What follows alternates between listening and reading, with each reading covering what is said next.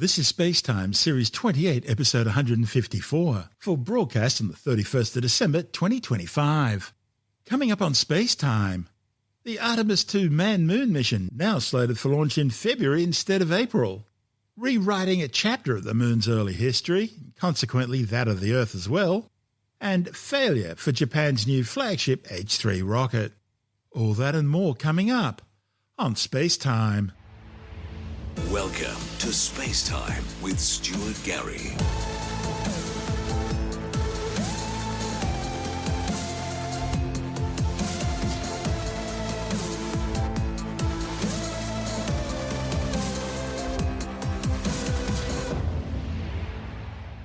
NASA has accelerated the launch of the historic Artemis 2 manned-moon mission from mid-April to early February. The agency has tentatively slated the week of February the 6th with a 2-hour launch window. This will be an historic mission because it will be the first time humans have travelled to the Moon in more than half a century, ever since the days of Apollo 17 back in 1972. The 10-day mission aboard the Orion spacecraft Integrity will launch aboard NASA's 98-metre-tall 3-stage SLS Super Heavy Lift rocket from Space Launch Complex 39B at the Kennedy Space Center at Cape Canaveral Space Force Base in Florida. The crew will complete one swing around the Moon on what's known as a free return trajectory. The mission profile calls for a multi-translunar injection with multiple departure burns. Orion will initially be sent on a highly eccentric Earth orbit with a period of roughly 24 hours. By comparison, the International Space Station orbits much closer to the planet, taking just on 90 minutes to complete each orbit. During Orion's highly eccentric orbit, the spacecraft's crew will perform various checkouts of the vehicle, its life support systems, its ancillary components, and it will undertake an in-space rendezvous and proximity operation demonstration using the spent interim cryogenic propulsion or upper stage as a target. The mission will also carry 5 cubesats, which will be attached to the inside of the stage adapter between the SLS upper stage and the Orion spacecraft. These will be deployed during Earth orbit. And once Orion reaches perigee after completing its orbit, it'll fire its main engines for its translunar injection burn. That'll send the spacecraft on a lunar free return or gravity-assist trajectory, swinging around the Moon with the closest approach to the lunar surface of approximately 7,400 kilometres. Another burn manoeuvre will then send the spacecraft returning to Earth and ultimately splashing down in the Pacific Ocean. This report on Artemis 2 from NASA TV. So the most exciting thing to me about Artemis 2 is just the return to the Moon. We haven't been there in 50 years. Human eyes are going to see parts of the Moon that haven't been seen by anyone before. It also recommits us to exploring the solar system in a way that we haven't in a long time. And I think it provides an opportunity for younger generations to understand the excitement of doing that kind of exploration. The Moon is this great sort of chiaroscuro subject because the most recognizable thing about it is the changing sun angles and how that brings out the shape of craters near the terminator, which is the day-night line. Because there aren't, oceans and clouds and all the things that you see on Earth, the Moon is really all about its shape. And the shape is telling you something about its long history and the history of the entire solar system. All the things that have happened to the Earth have been erased by geologic processes and weather and climate, and that doesn't happen on the Moon. The Moon has recorded everything that's happened since its formation almost 4.5 billion years ago. That tells us a lot about where we came from, where the solar system came from. It also reveals something about the composition of the Earth that we can't see because it's buried beneath the crust. Some of that is on the surface of the Moon because it's been excavated by all the impacts. Artemis is our return to the Moon after 50 years. The emphasis of Artemis is going to be, first of all, science, but second of all, learning to sustain a presence on another world. First on the Moon, but we're hoping that that's a stepping stone to Mars and other destinations in the solar system eventually. Artemis 2 will be a flyby mission. It's not going to land. We're testing all of the technology that we've created for flying to the Moon since Apollo. A lot of systems have been modernized, and we need to make sure that all of those work. The astronauts will be looking out the window at parts of the Moon that have never been seen by human eyes before. they will be flying by the moon at an altitude that's much higher than Apollo's orbits. And so they will see the entire disk of the moon, including areas that are closer to both the North and South Pole that astronauts from Apollo never saw. All of that depends on the lighting, which we really won't know until launch day, but we can practice with different lighting scenarios. It's hard for people to sort of picture that in their mind. If you can make a visualization of it, show them a movie, that helps everybody choose the targets and also practice aiming at those targets. The astronauts have actually been looking at these visualizations through the lens of the camera and practicing aiming at the various targets. All of the Apollo flights orbited the moon at a distance of about 110 kilometers. Because the astronauts were flying at such a low altitude, their horizon was actually quite close and they couldn't see the North and South poles. And it includes this amazing impact feature called Orion. Orion is a very large impact feature. It's about 650 kilometers wide. It's got multiple rings. These are rings that form like ripples in a pond from the impact, but of course it's on a huge scale. The middle of Orion has that sort of dark basalt lava covering it, like the dark spots that we see on the near side. It's one of the biggest ones that's more on the far side than the near. So seeing it with human eyes and sort of picking out features that maybe you don't even see in robotic cameras is an important goal for the mission. One of the photographic targets that is on everybody's list is pictures of the Earth beyond the limb of the moon.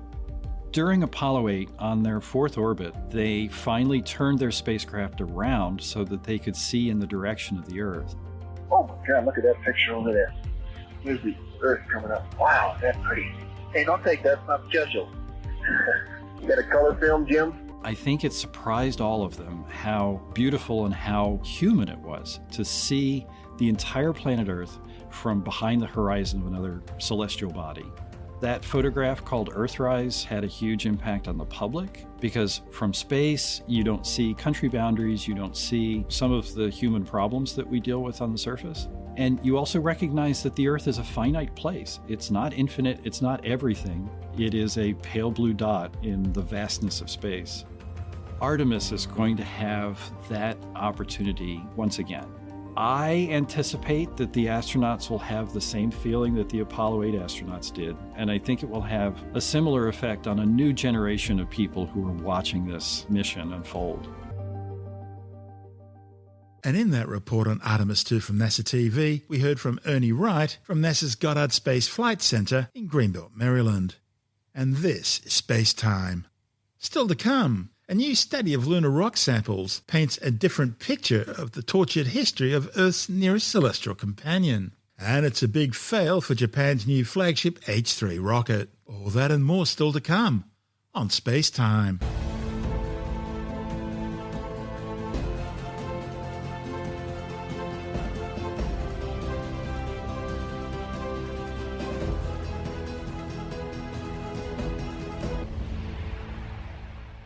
A new study of lunar rock samples is painting a very different picture of the tortured history of Earth's nearest celestial companion.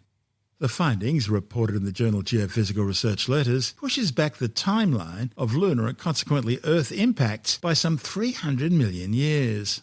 When the Apollo 17 astronauts collected a small rock from the moon more than 50 years ago, they had no way of knowing that it would still be challenging science's understanding of lunar history today. The fragment, simply known as sample 76535, formed nearly 50 kilometres under the lunar surface, but it shows no signs of the violent shocks usually expected when deep rocks are blasted up to the surface. And that puzzle has been intriguing scientists for decades. Many believe the rock was blasted to the surface by the same massive impact that formed the moon's largest crater, the giant South Pole Aitken Basin. But new research is now offering a simpler explanation, but one with very broad implications. By running advanced computer simulations of giant lunar impacts, the authors have shown that the asteroid impact, which from the Serenitatis Basin, a massive impact crater on the moon's near side, could have lifted our rock sample to the surface during the later stages of its formation. The findings suggested the impact occurred about 4.25 billion years ago. That's roughly 3 million years earlier than previously thought. in the process pushing the timeline of lunar impacts further back in history. Of course, that shift, reported in the journal Geophysical Research Letters, also reshapes how scientists estimate the bombardment history of Earth and other inner solar system planets. The study's lead author, Evan Johns from the Lawrence Livermore National Laboratory, says this rock may be small, but it carries a huge story about the Moon's early history. He says it's sort of like a time capsule dating back 4.25 billion years. Now, scientists have long agreed on two key aspects about the Apollo sample. Its chemistry and its texture show that it formed deep inside the lunar crust. And it lacks the strong shock features that typically accompany a violent trip to the surface. Earlier studies proposed that only an enormous impact, like the one which created the South Pole Aitken Basin, could have excavated rock from such depths. But there's a catch. Carrying the rock from that far side basin to the Apollo 17 landing site would likely require an additional impact, all while avoiding shock strong enough to leave telltale scars. Jones and colleagues found a more direct path. Using their computer simulations of large lunar impacts, together with models of the Moon's crust, they showed that during the later collapse stage of forming a giant crater, material from tens of kilometres down can be drawn upwards gently enough to preserve rock samples like 76535. In those simulations, a Serenitatis-type impact can move deep material to within just a few kilometres of the surface, precisely the kind of process that could place the sample where Apollo 17 could find it. The authors' models kept showing the same thing. Big impacts can lift rocks to the surface without overshocking them. And if sample 76535 dates the Serenitatis impact at 4.25 billion years ago, other major lunar basins may also be far older than currently dated. And that moves scientists to rethink how quickly the Moon cooled and how frequently large impacts struck the inner solar system. Because Earth's earliest surface record has been largely erased by erosion, plate tectonics and geology, scientists often calibrate Earth's impact history using the Moon. And redating a cornerstone of lunar impact would recalibrate our picture of the early Earth as well, and also how other inner solar system planets may have evolved. By pushing Serenitatis back in time, astronomers are shifting the entire timeline of when big impacts happened right across the solar system. So it has ripple effects for understanding not just Earth's early environment, but that of our entire place in the universe.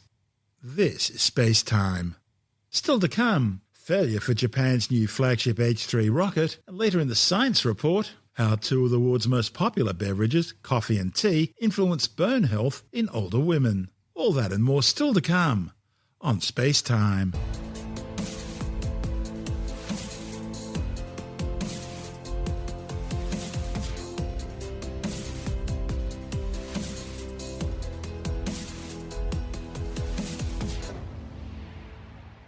The Japan Aerospace Exploration Agency JAXA has suffered a major setback with its new flagship H3 rocket failing to place its satellite payload into orbit.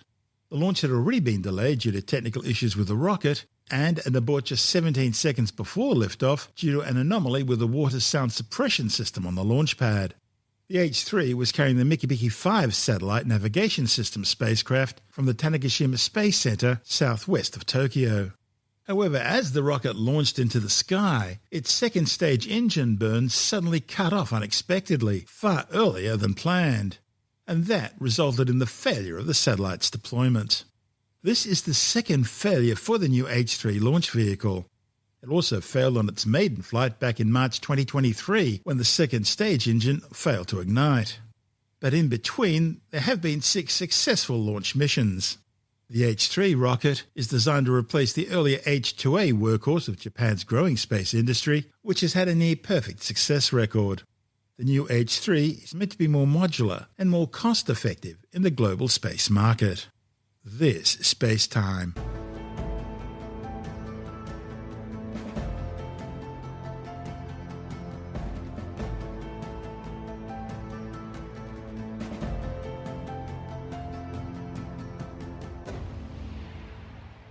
And time now to take another brief look at some of the other stories making news in science this week with a science report. Researchers say both small and big increases in social media use between the ages of 9 and 13 are linked with lower overall performance in tests of cognitive abilities.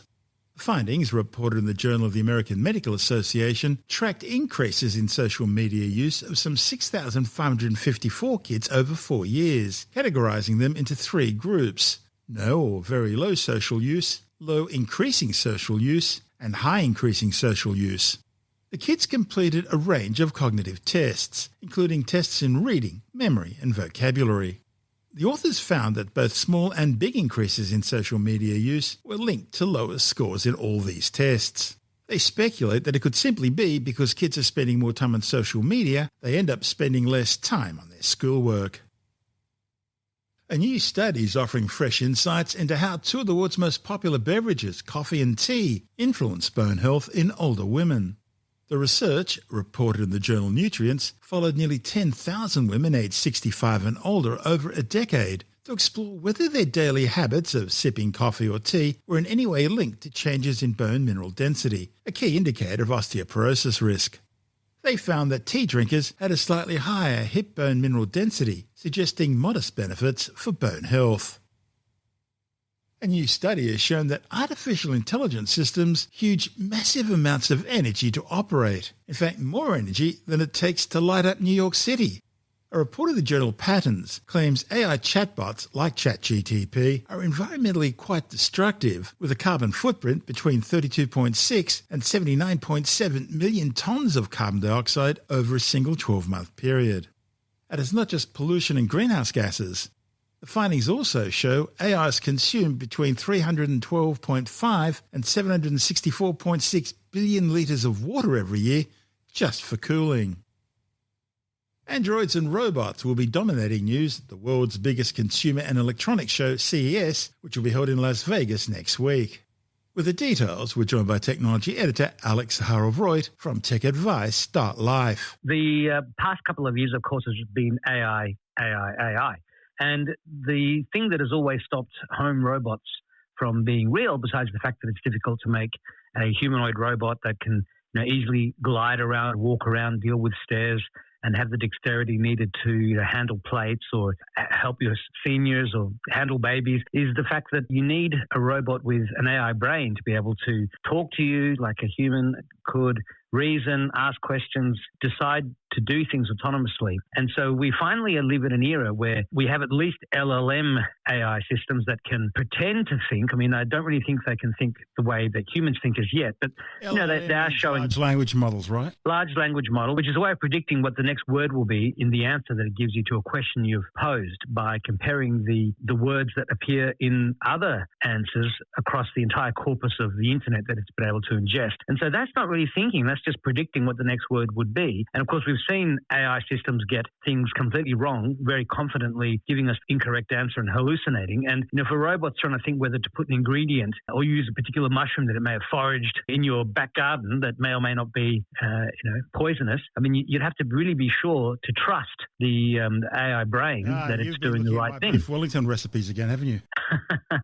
Well, the long and the short is that we now live in an era where you can have robots that have this manual dexterity and can look like robots and can handle things. I've seen a humanoid-style robot driving a car, for example. Anything that can be handled by a human, if the robot looks and acts like a human, then it can be handled by that robot. And we did see earlier this year the 1X.Tech robot called Neo. And it was a humanoid robot of the sort you would expect from all the sci-fi dreams. I mean, it looked like a human. It could load the washing machine full of dishes or clothes. It could put clothes into the dryer, could water your plants outside. It could help you bring things in from the car. I mean, it was a robot of the sort you would expect from sci-fi. And that robot goes on sale for $20,000, or you can lease it for $499 US a month. Now, CES is meant to be all about robots. And I have read a number of companies already emailing me news saying we're going to have humanoid robots on display. But where is someone like a Samsung or an LG? Now, back in, I think, 2021, we did see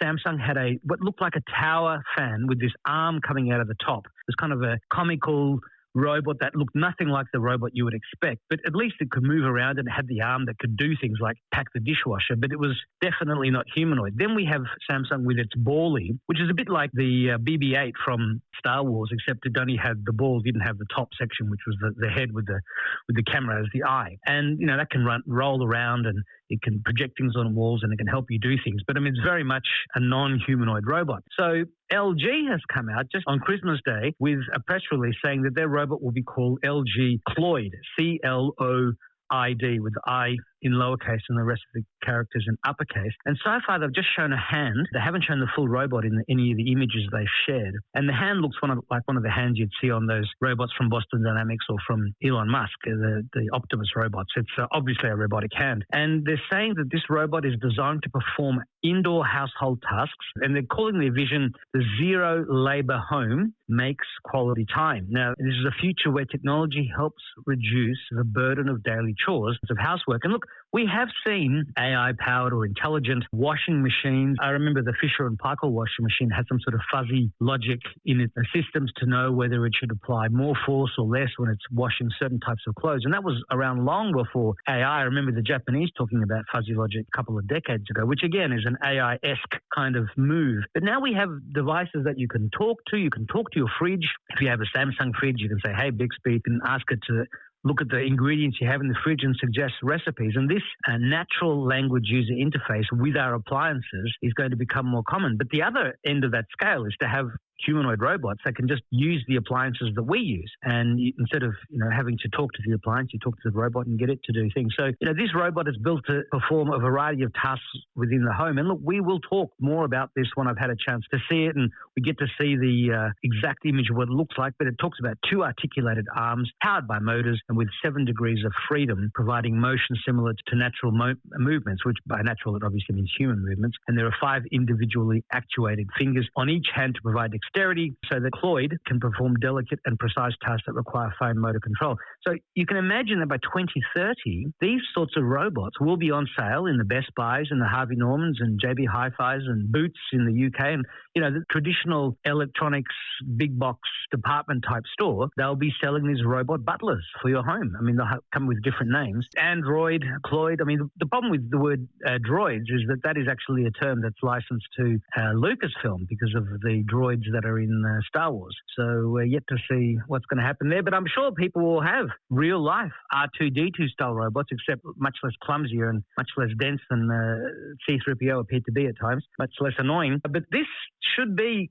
commonplace. R2-D2. Well, that's right. You want C-3PO because he is a humanoid robot. But if you had an R2-D2 that could move around, sort of glide around, that then could grow arms as needed to be able to help you with things and even lift itself up, couldn't have a robot that could Daleks, they couldn't walk downstairs. Well, that is one of the problems. And in fact, I have heard on the quiet from one of the vacuum cleaner makers, they have a robot that can go up and downstairs properly. So I'm being told. And yes, the Daleks and also R2-D2, they couldn't go upstairs. And there was an episode of Doctor Who where the Dalek did have jets and could fly up the stairs. And in the original prequel trilogy, not the original trilogy, but in the prequel trilogy, I think in the middle movie, there was a moment where R2-D2 did indeed fly to... he had little jets, Little jets. But those sorts of jets won't be appearing in robots anytime soon for the home, because you can imagine those jets are going to blow air everywhere, or if they are jets that have, Roomba the kind won't of be happy the with flame. That, I mean, not with dust being... Well, Roomba's actually gone out of... I think Roomba's gone out of business. They've been bought by somebody else, but they're one of the original robot vacuum cleaner companies that no longer exist. So we've seen kind of consolidation all over the place. But having a robot, which is something Apple has spoken of as well, but this next 5 years is going to see robots and AI, which is basically a computer on either legs or wheels, become autonomous and mobile, and a true robot sidekick. It's going to be something we'll see over the next 5 years. That's going to change the world. That's Alex Zaharov-Reutt from TechAdvice.life, and this is Space Time.